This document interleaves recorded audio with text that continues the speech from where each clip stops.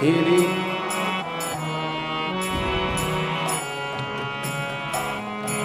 Gopi Jana Vallabha Girivardhari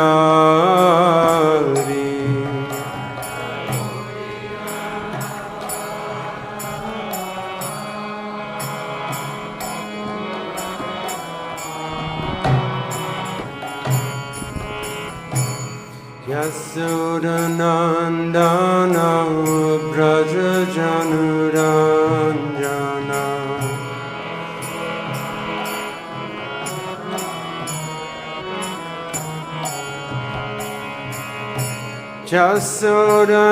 Yasodhanandana Braja Januranjana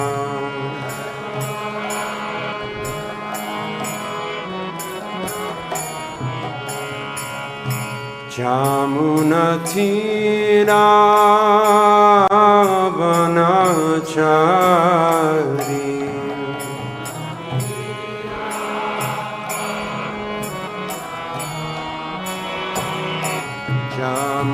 Jamunatira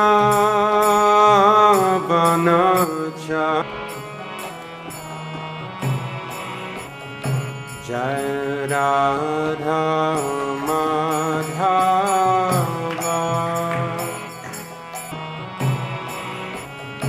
Jai Radha Madhava Kunja Bihari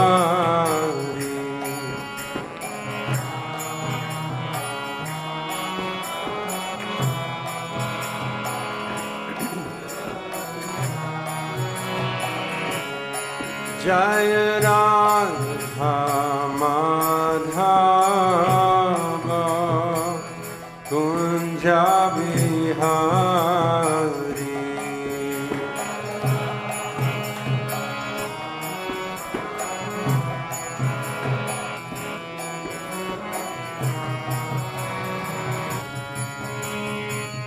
Gopi Jana Vallabha Girivardhari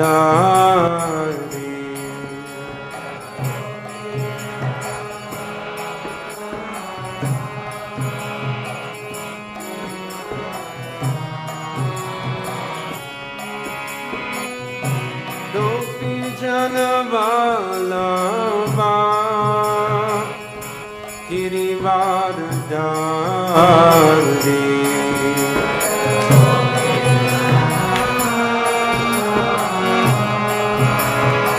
Braja Januranjana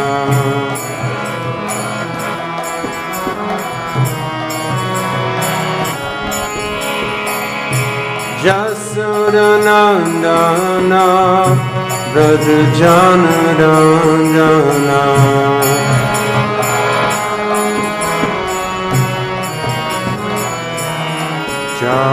Jamunatira Vanachari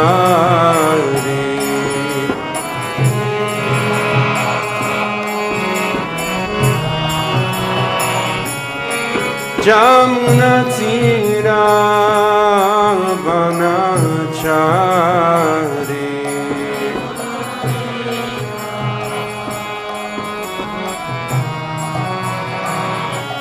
Jai Radha Madhava Kunja Bihari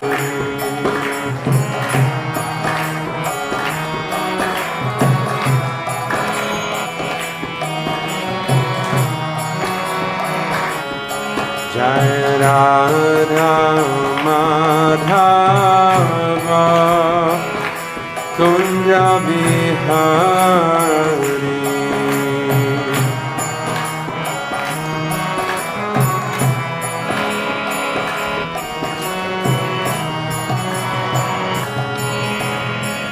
Hare Krishna Hare Krishna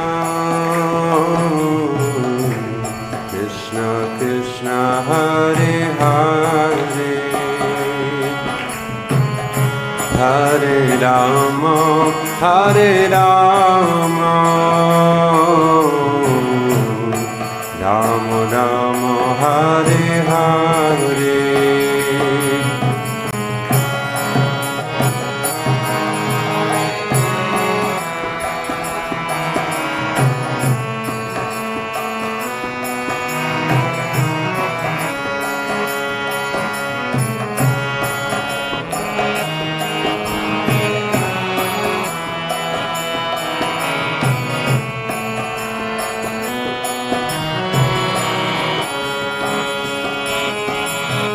Hare Krishna, Hare Krishna, Krishna Krishna, Hare Hare, Hare Rama, Hare Rama,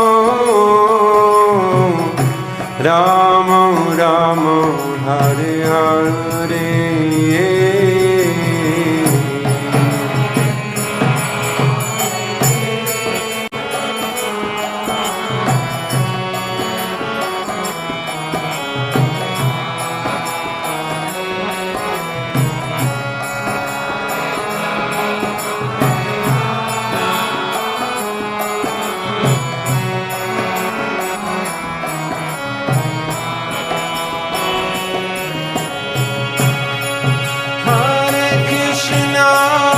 Hare Krishna, Krishna Krishna, Hare Hare,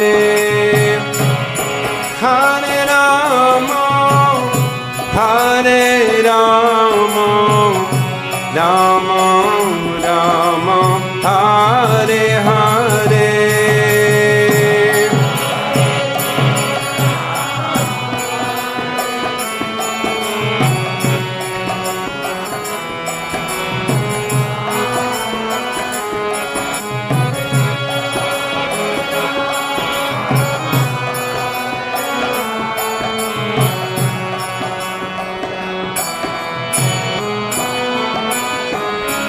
Hare Krishna, Hare Krishna, Krishna Krishna, Hare Hare, Hare Rama, Hare Rama, Rama Rama, Hare Hare.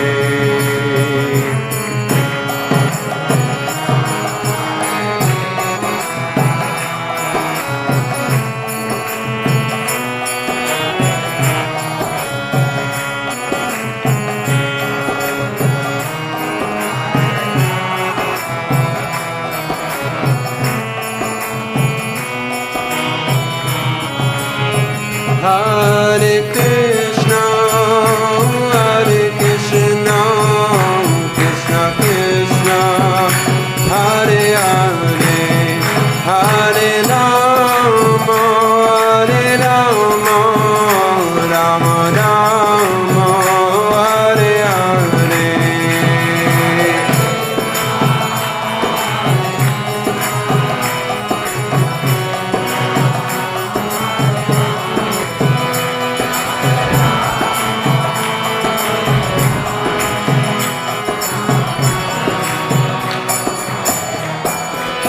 Hare Krishna, Hare Krishna, Krishna Krishna, Hare Hare, Hare Rama, Hare Rama, Rama Rama, Hare Hare.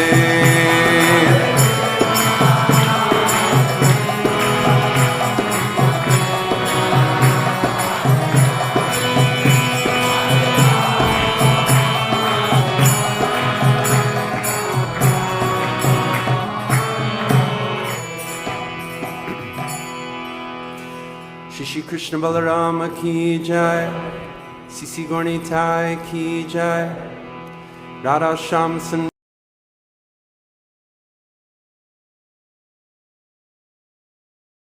Sanvatam ki jai, Janitai Go Premanandi Hari Harivo. Om Namo Bhagavate Vasudevaya.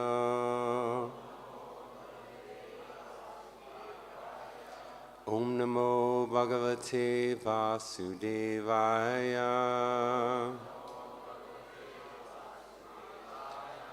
Om Namo Bhagavate Vasudevaya.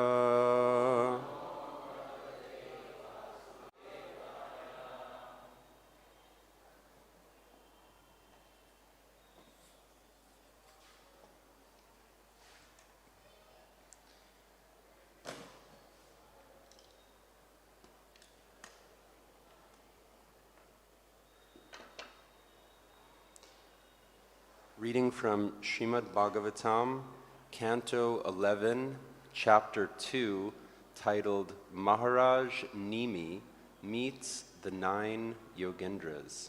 Today we are reading text 53.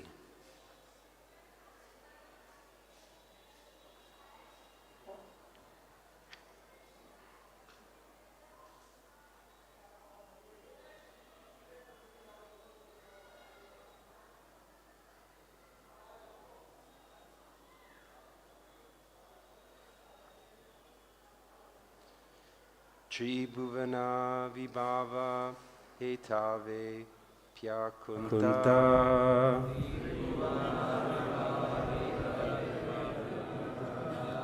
smitir ajitatma suradhibhir vimigrayat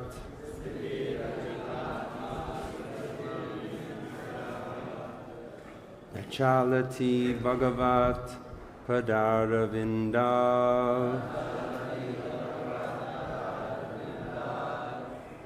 Lava nimisardam apiyasa vaishnavargraya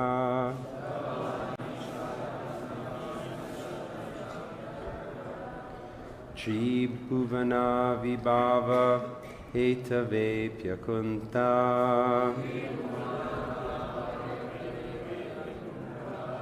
Smritir jitatma suradibhir vimrigyat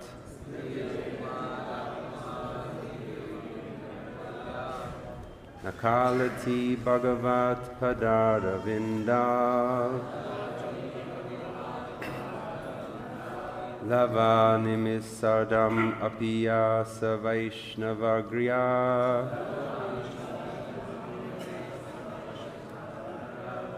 Please chant. Tribhuvana vibhava hetave pyakunta Matir jitatma sarivir vimikyat Achalati bhagavat padaravinda Lavam sadam apiya savaishnavagriya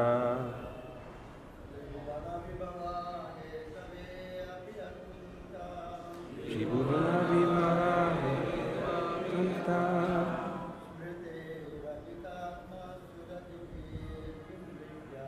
Nitir jitatma suradibhir vimigriyat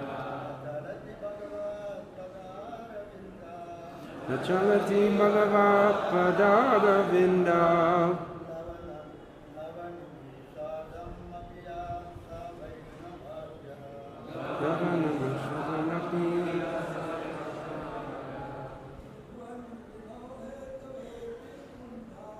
Tribhuvana vibhava hetave pyakunta Smitir jitatma suradibhir vimigriyat Nachalati bhagavat padaravinda Lavanani sadamapiya savaishnavagriya Tribhuvana vibhava hetave pyakunta Smitir jitatma suradibhir vimigriyat Nachalati bhagavat padaravinda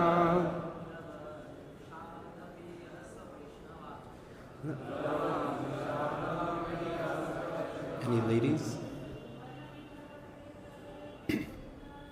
Tribhuvana vivaha hitavepya kunta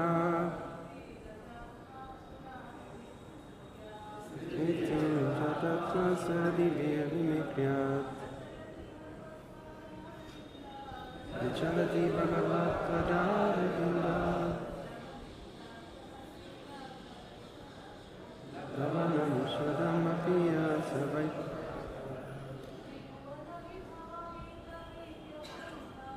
Tribhuvana vivaha hitavepya kunta Siddhajitatma saradivir vimikryat Chalati bhagavat padaravinam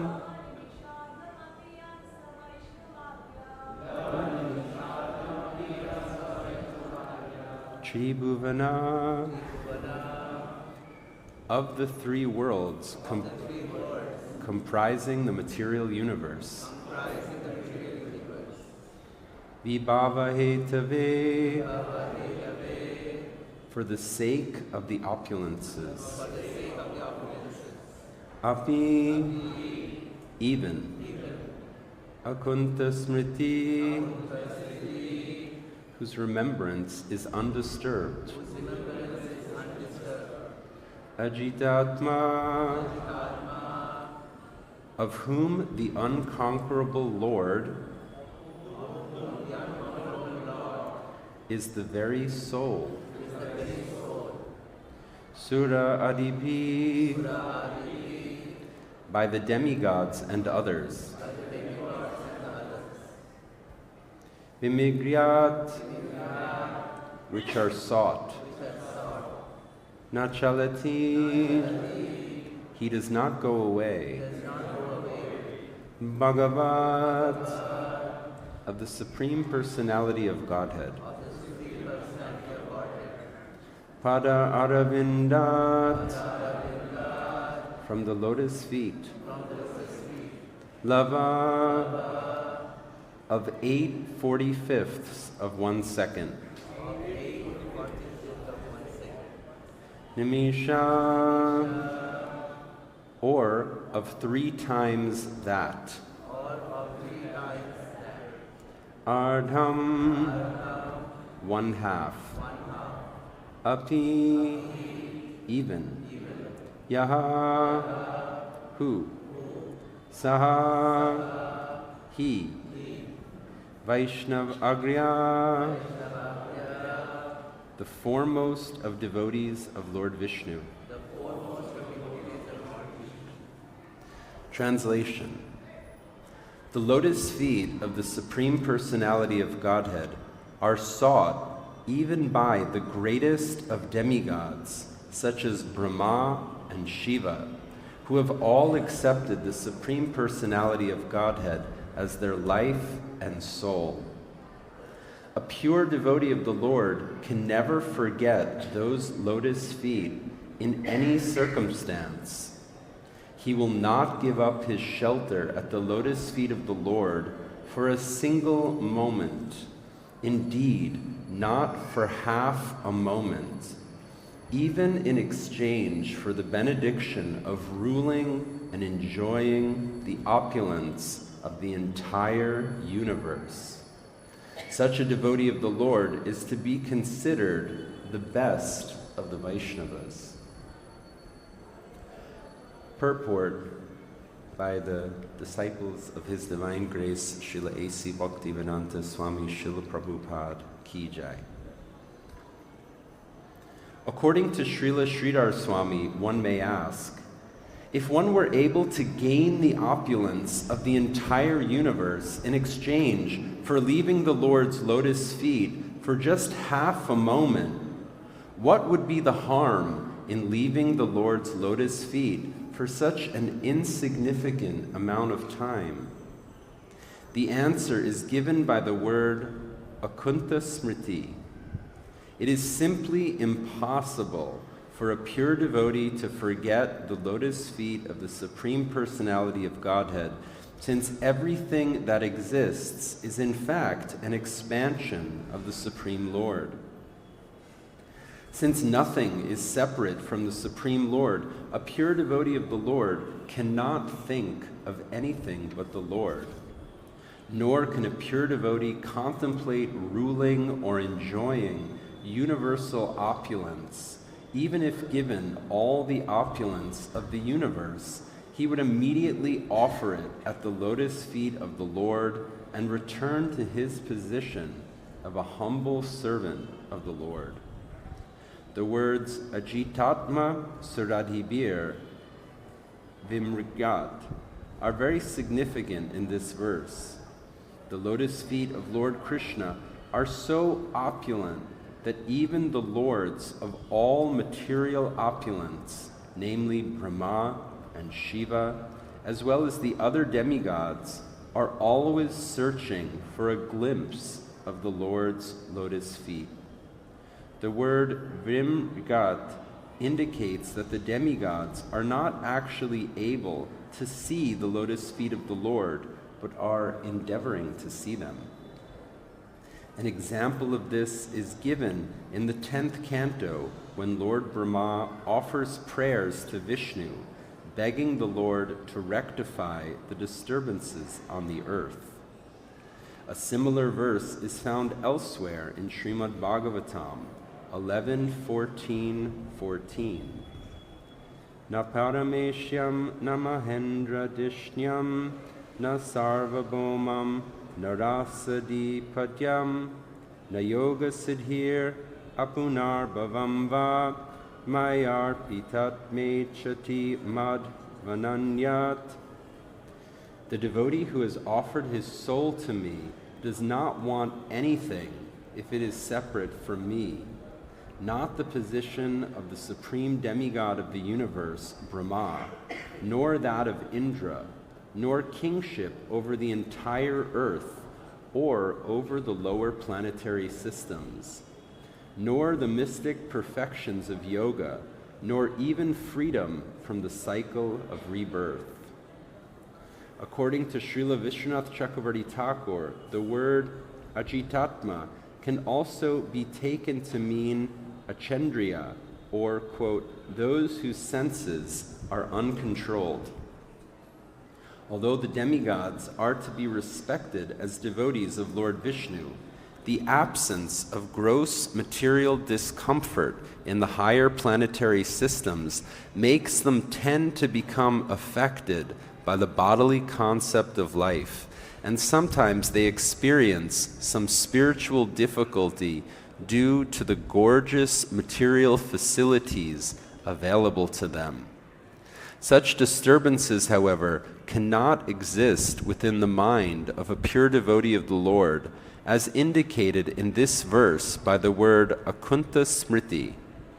According to Srila Bhaktisiddhanta Saraswati Thakur, we can understand from this verse that since none of the material facilities available in any of the universal planetary systems can distract a pure devotee of the Lord, such a devotee can never possibly fall or become inimical to the Lord's service. Om Jnana Timrandasya Gananjana Shalakaya Chakshulam Militam Yenam Tasmai Sri Gurave Namaha Sri Chaitanya Manobhistam Stapitam Yena Bhutale Sayam Rupa Kadamayam Dadati Swapadantikam Vandeham Sri Guru Shri Yuta Padakamalam Shri Gurun Vaishnavam Cha Sri Rupam Sagrachatan Sahagana Raghunathan Vitam Tam Sajivam Sadvaitam Savadutam Parijana Sahitam Krishna Chaitanya Devam Sri Radha Krishna Padan Sahagana Lalita Shri Vishakanvitam Shah He Krishna Karuna Sindhu Dinabandhu Jagatpate Gopesha Gopika Kanta Radha Kanta Namostute Tapta Kanchana Gaurangi Radhe Vrindavaneshwari Rishabhanu Sutta Devi Pranamami Hari Priye Panchakalpa Tarubhyascha Kripa Sindhu Vaevacha Patita Naham Pavanebhyo Vaishnavebhyo Namo Namaha Jaya Sri Krishna Chaitanya Prabhu Nityananda Sri Advaita Gadadhar Shivasadi Gaura Bhakta Vrinda Hare Krishna Krishna Krishna Hare Hare Hare Rama Rama Rama Hare Hare. Hare Krishna. It's a great honor to be asked to address the assembly of devotees here. I'm very humbly praying for all of your blessings that I can say something of some value to someone today. When I was new to Krishna consciousness, I was a student of philosophy in university. And one of the perennial questions of philosophy is, does God exist? And I had a very, very intelligent professor who was atheistical. And a few times I would argue with him. I was reading Srila Prabhupada's books and I was trying to establish the point philosophically that there is a God. But this professor was very intelligent, much more intelligent than me, and it was very difficult to defeat him in an argument. And so this question was a little bit on my mind, and at one point I asked a senior devotee, trying to clear my doubts in Krishna consciousness, how does a devotee know that God exists? There's so many arguments in the philosophical sphere. Like some people will say, just by seeing the intricacy that is there in this world, how everything is arranged in such an incredible way. The sun is coming up, the moon is coming up, the seasons are coming. So many arrangements are made for our sustenance. Even if I consider my own body, how advanced, the technology even of the eye is something that no material scientist can match this. And so by considering these points, someone will naturally conclude there must be some intelligence behind this that has created such things. Or another way of saying is like, if you will look at the natural beauty that you can observe in this world, what is a very picturesque sunset, or if you will look at the beauty of a forest, or a river, or a lake, some natural scenery, the beauty of different types of animal species like the peacocks, you will think this must have been created by the greatest of artists. It's so beautiful. That's one of the philosophical arguments. And then there's another argument called the ontological argument. It means God means that person who is the greatest by definition. And if someone is great, then if they exist, it is better than if they don't exist. So it must be that God exists also. That's what some of the arguments. So this devotee said, there's different types of arguments in philosophy.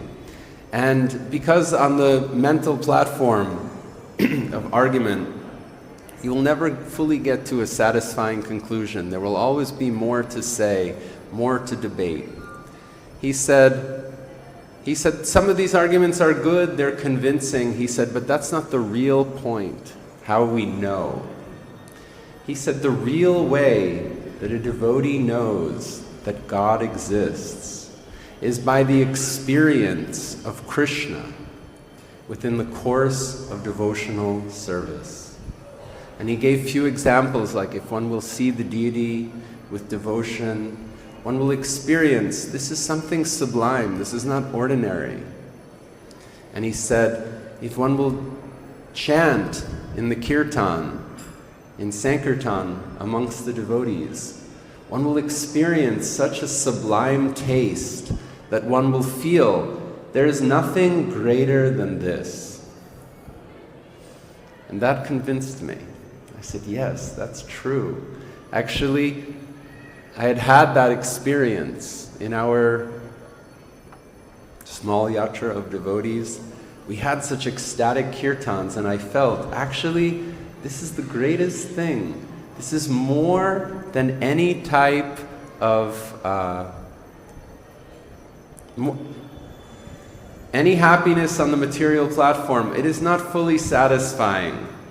We all feel that. There's something that will never feel fully satisfying. Even some great enjoyment in this world will still feel some dissatisfaction.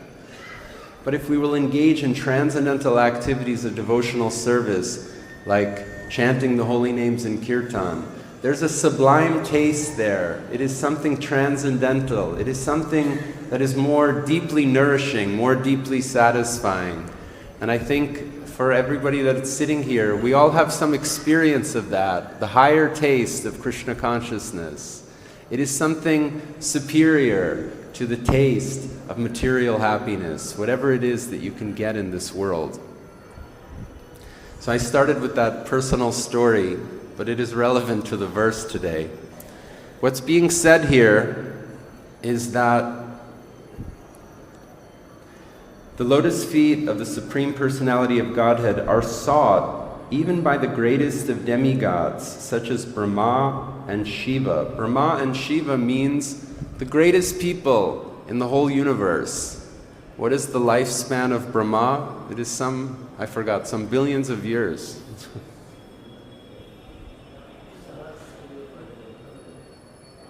And Lord Shiva, the controller, or the destroyer, the annihilator, these are the personalities who are in the highest position in all of the material sphere.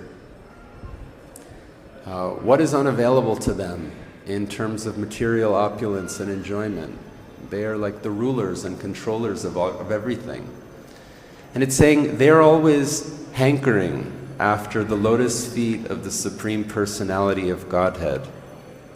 And it said in the purport, it means that they may not fully possess those lotus feet, but they're always hankering for that. For the demigods, we read in the purport, it said that because they're living in a realm where material distress is not very present, so it may be more difficult to fully transcend the bodily platform of life and become fully on the transcendental platform.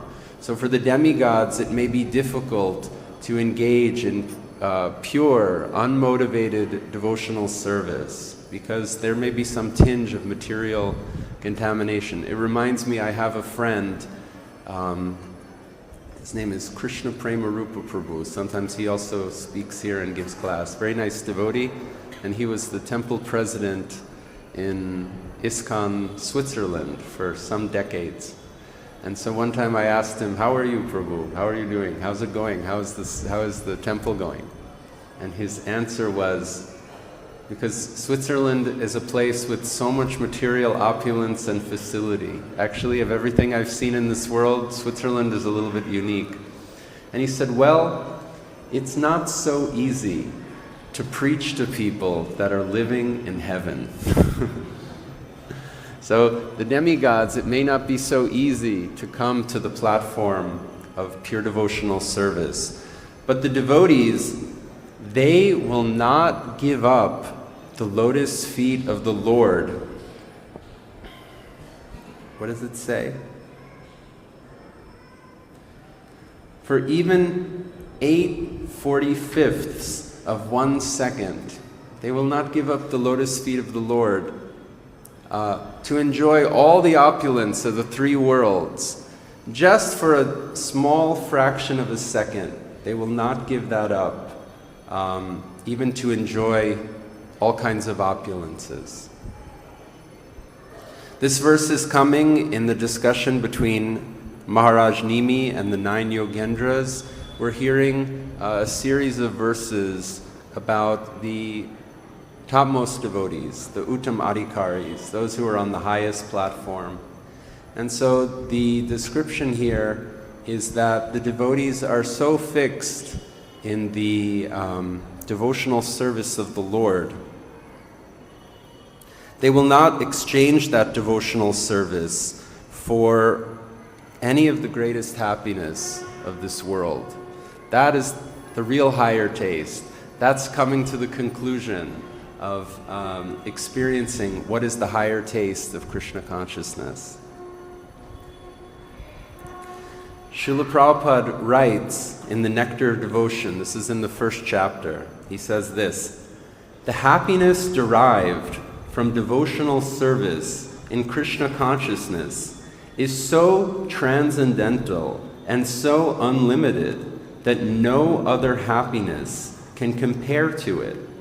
It is said that even one drop of happiness in Krishna consciousness stands beyond comparison with an ocean of happiness derived from any other activity. Thus, any person who has developed even a little quantity of pure devotional service can very easily kick out all the other kinds of happiness derived from religiousness, economic development, sense gratification, and liberation. Another nice passage from the same chapter, just to hear something from Srila Prabhupada. Srila Prabhupada writes, there was a great devotee of Lord Chaitanya known as Kolavecha Sridhar, who was a very poor man. He was doing a small business selling cups made from the leaves of plantain trees, and his income was almost nothing. Still, he was spending 50% of his small income on the worship of the Ganges, and with the other 50% he was somehow living. Lord Chaitanya once revealed himself to this confidential devotee, Kolavecha Sridhar, and offered him any opulence he liked. But Sridhar informed the Lord that he did not want any material opulence. He was quite happy in his present position and wanted only to gain unflinching faith and devotion unto the lotus feet of Lord Chaitanya. That is the position of pure devotees. If they can be engaged 24 hours each day in devotional service, they do not want anything else, even the happiness of liberation or of becoming one with the Supreme.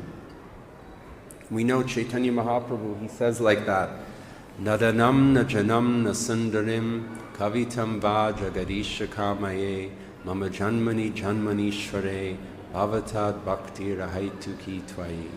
Oh my Lord, I don't want wealth, I don't want women, I don't want any number of followers. I just want your causeless devotional service, birth after birth.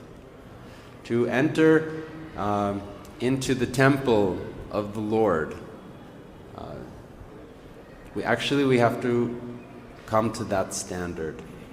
Just like we have like a security gate here, or if you go to the airport and you have to pass the security check, there's a long list of things you cannot bring on the airplane. You cannot have a knife, any weapon, any liquids, any forbidden chemicals. There's a whole list of items.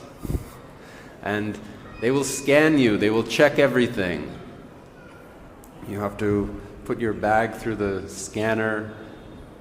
You can't get away with it. They will find everything. So if you want to come to the eternal service of the Lord, there's also a security check. They will scan you. Is there any desire for wealth? Any desire for women? Any desire for followers?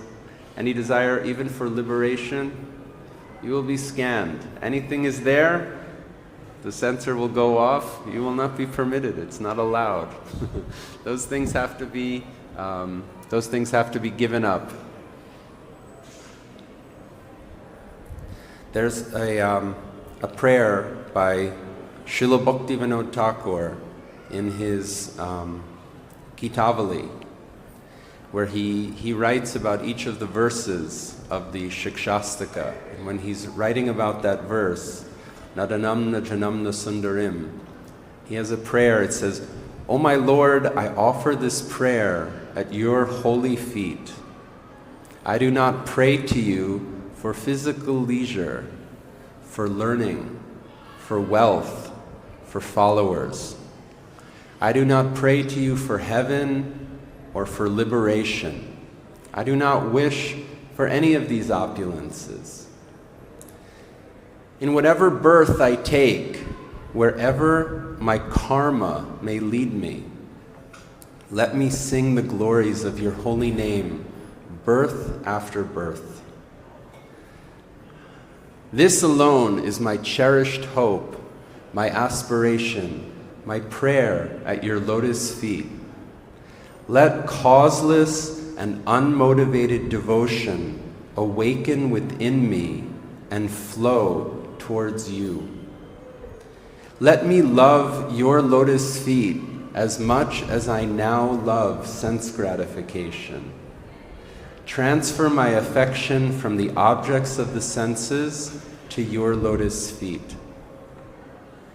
Whether I am in danger or success, good fortune or disaster, let me remain equipoised, and let my affection for you increase day by the influence of the holy names.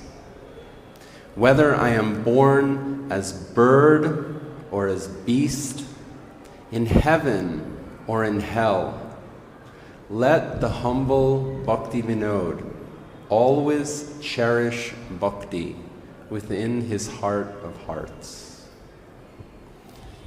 So that's like our aim, our prayer, our cultivation, that the lotus feet of the Lord is something so sublime, so worthwhile, that nothing else deserves my attention, my attachment, that my attachment be fully transferred to the service of the Lord.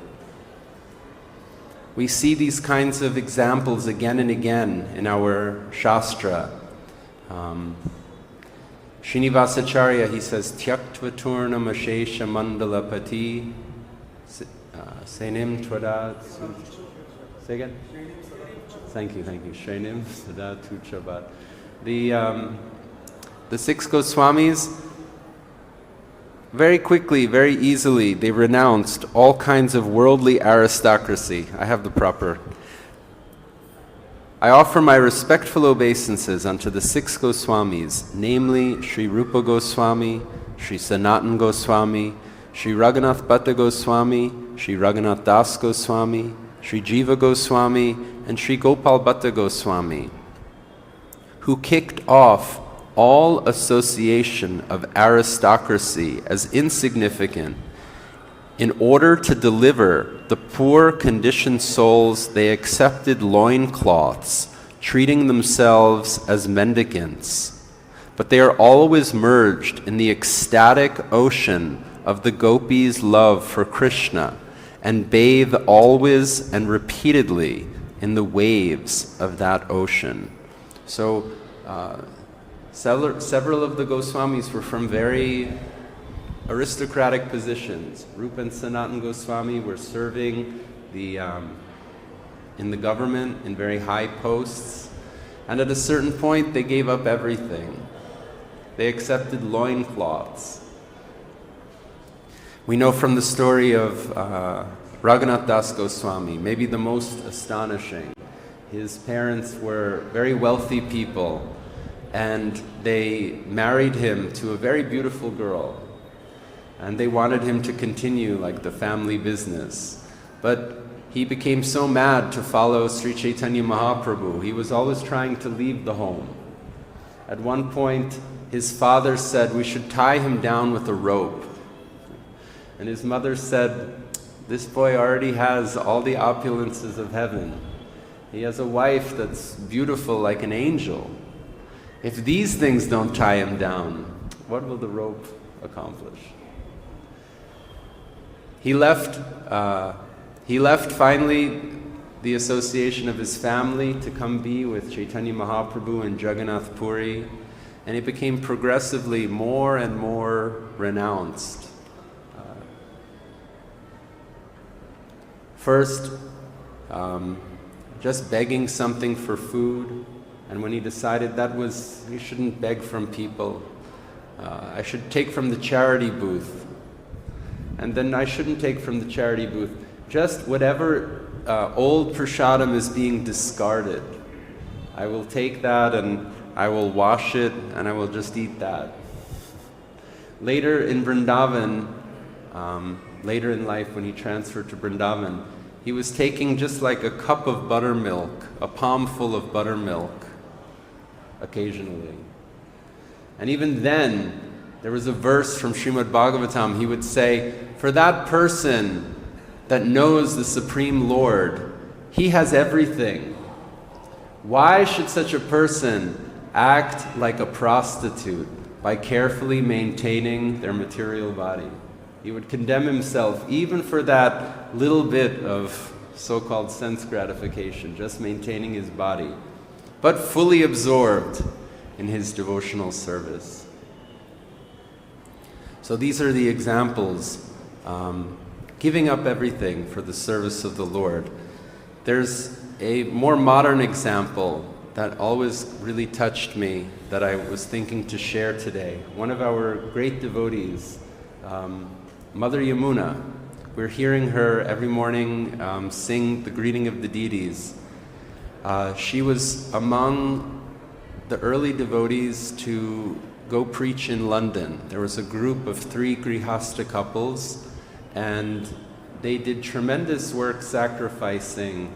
They connected with the Beatles, and everybody knows these stories, and created the Radha Krishna Temple album, of which the Govindam prayers are one of those songs. And you can read the history. A few years ago I read Mukunda Maharaj's Miracle on 2nd Avenue, and he has a lot of stories about this. With the album that they made that album with George Harrison, the Radha Krishna Temple album, and it became very successful. I think it even became like the #1 selling record in Europe for some period. And the devotees would go to nightclubs, and they would do their kirtan performances. And the descriptions are that Mother Yamuna, she was the leader actually, but she had a very, very humble attitude. She always kept herself in the background. And the story I wanted to tell is that George Harrison was repeatedly asking her, I can make you a big star. You should join with me. We can make more music recordings together. I will make you very famous, very successful. He didn't ask her one time, he asked her several times. I was looking in her biography. There's a wonderful biography that was published. Yogeshwar Prabhu recalls, George would come to the temple, hang out with devotees, have prasadam, and talk. He wanted to make Yamuna a very popular singer and told her he could make her a very popular singer, but she would always decline. She turned down fame. She turned down having George as her manager. It just wasn't her thing. Yamuna's own explanation, she said, I would have never even considered it at the time. It was an unappealing notion for me, as it would have taken time away from my service as head pujari to Sri Sri London Ishvara. I was also concerned about the association aspect of it, how it might infect me with the desire for fame, profit, or adoration, and I simply did not want to take such a risk. Just think for a moment. Ask any, young lady, you want to be a famous singer? Who can refuse that? The whole world is aspiring for that. Every young kid is dreaming about that, to be a superstar. And Mother Yamuna had no attachment to that. Even she was so talented and had so many gifts to be able to do something like that. And she had, practically one of the biggest, most influential musicians of the time telling her, we can do this with you. I will make you very famous. She had every opportunity. Not interested. What if I will become proud? What if I'll become attached to being respected? This is very dangerous for spiritual life. I don't want that. That was her thinking, her mentality. Yogeshwar Das describes her as, quote, the transcendental voice. She never put herself front and center, never sought the spotlight, not once. She would, quote, waft in and waft out for the club gigs, set the pace and mood and leave. Interviews and press interactions were handled by Mukunda, Shyamasundar, and Yogeshwar. The biographer notes that when reading Yamuna's own memoir about the Govindam recording, she didn't even identify herself as the lead singer. She described herself merely as, quote, one of a chorus of singers. This wasn't false humility. It was, quote, a very real and visceral humility which characterized her throughout her life. Yogeshwar Prabhu says, in all the years of our friendship, I never knew Yamuna to be impressed by someone's fame, wealth, or prestige, whether in the music, culinary, or political spectrum. She had an uncanny ability to look at the underlying motivation within, and if the person had a guileless and genuine heart, Yamuna understood that. I had also a little association with Mother Yamuna, and one of the points that she pressed on is being very careful. Someone is doing kirtan, being very, very careful that this doesn't contaminate the person with pride, with a desire for prestige. She pushed on that again and again. If someone was coming up as like a kirtan singer, this is what she would discuss with them about.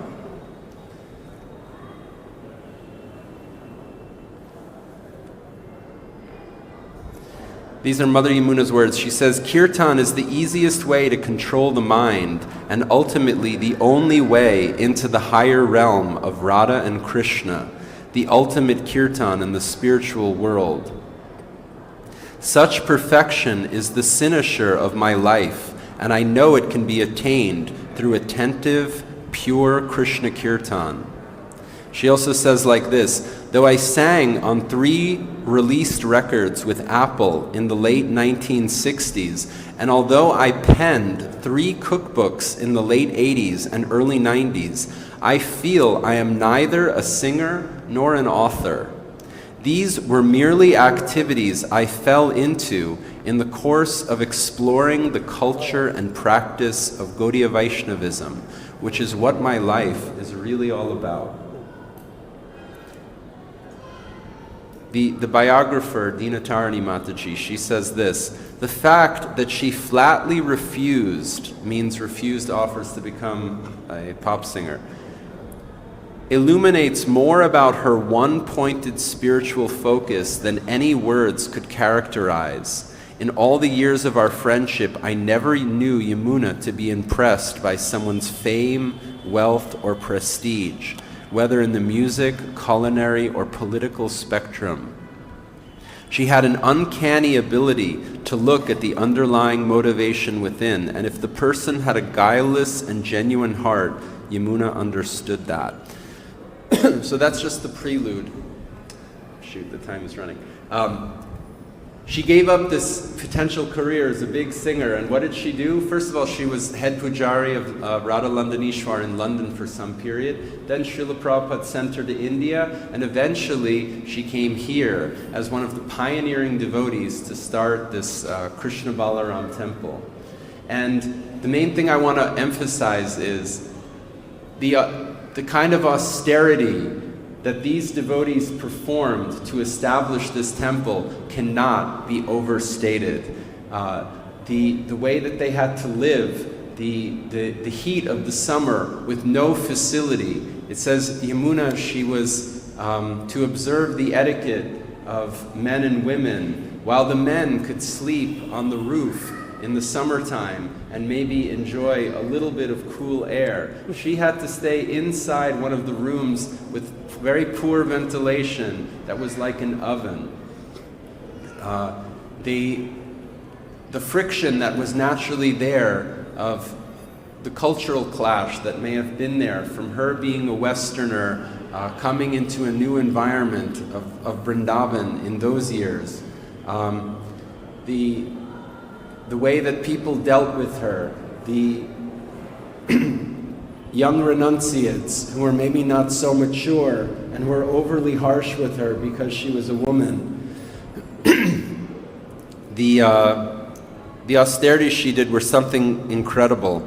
Here's another account from the biography that will illustrate this. There was no living facility. First they were staying in Radha Damodar for some time, then they were staying on the construction site of the Krishna Balaram Mandir. Yamuna says like this, one of the biggest hurdles we faced each day was bathing. The only place to bathe was the pit the bricks were soaked in. They needed to keep the bricks in some water. The women were given the time between 2:30 a.m. and 3 a.m. to bathe. We would go with our inefficient flashlights to find that often the trenchless, sometimes 6 feet deep, the trenches had been changed and the pathway to the tank no longer existed. Upon finally finding our perilous way there, we were met almost daily by the extraordinary vision of a mangly, diseased dog stretched out in our bathwater with only his head showing above it. We would chase him out and then have to bathe in the same water. An account by another lady, Pooja Anand Mataji, she says this. Bhishma, that means Srila Prabhupada's sister, shared how during the building of the Krishna Balaram temple in Ramanreti, then mostly forested, the men would go to the river Yamuna for a bath. The ladies had to dress the deities and prepare the boga in the early hours of the morning, and hence had only enough time to have a bath from a water tank that was used to keep the bricks meant for construction submerged in water. Soon the ladies noticed a dog sitting in the same tank with only his head above the water. To relieve himself of acute itching and pain he was suffering from sarcoptic menge. There was no hair on his body, and his skin was itchy and full of pus. Bhishma found the scientific name of the disease. A few days later, Bhishma developed boils and an itch on her hands. She would just apply some turmeric and get back to her service. This time after being with her, I was heading back to my apartment with tears rolling down my face. I was crying because it was thanks to the sacrifice, struggle, austerity, determination, and dedication to serving Srila Prabhupada and Sri Sri Radha Krishna by devoted, exalted disciples like Yamuna Devi that we are reaping the fruit of wonderful temples, books, paintings, deities, music, and much more. I feel so indebted to every one of them. Sorry that the time has already passed, but I wanted to share this as a very, very beautiful, inspiring example how Mother Yamuna renounced the potential for so much fame and opulence to do such a austere service that we're all benefiting from now. Garantara Srimad Bhagavatam Srila Ki Jai, Srila Prabhupada Ki Jai. I think we don't have time for questions, right? Or any? Maybe even one comment or something? Sorry for speaking over time. Okay, thank you so much. We'll leave it there. Srila Prabhupada Ki Jai. Hare Krishna, Krishna Krishna, Hare Hare, Hare Rama, Rama Rama,